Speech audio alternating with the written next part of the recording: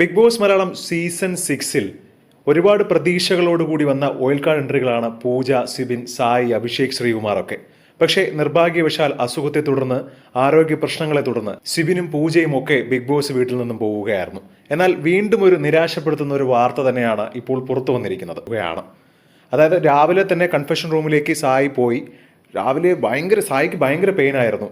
കാരണം അവിടെ നിൽക്കാൻ പറ്റുന്നില്ല, നേരെ വണ്ണം ഇരിക്കാൻ പറ്റുന്നില്ല, നടക്കാൻ ഭയങ്കര ബുദ്ധിമുട്ടാണ്. ലൈവ് കാണേണ്ടവർക്കൊക്കെ മനസ്സിലാവുന്ന ഒരു കാര്യമാണത്. നടക്കാനൊക്കെ ഭയങ്കര ബുദ്ധിമുട്ടാണ്. സായി തന്നെ പറഞ്ഞിട്ടുണ്ട്, ഞാൻ ചെറിയ വേദനയൊക്കെ വന്നാൽ എത്ര വേണമെങ്കിലും സഹിക്കും, എൻ്റെ വീട്ടുകാർക്കും ഭാര്യയ്ക്കും ഒക്കെ അതറിയാം, പക്ഷേ എനിക്ക് ഒട്ടും പറ്റുന്നില്ല, അങ്ങനത്തെ ഒരു അവസ്ഥയാണ്, കൂടുതൽ ട്രീറ്റ്മെൻറ്റ് വേണം ബിഗ് ബോസ് എന്ന് പറഞ്ഞ് ബിഗ് ബോസിൻ്റെ കൺഫെഷൻ റൂമിലേക്ക് പോവുകയായിരുന്നു. ഇതുവരെ സായി തിരിച്ചു വന്നിട്ടില്ല, ലൈവിൽ ഇതുവരെ തിരിച്ചു വന്നിട്ടില്ല.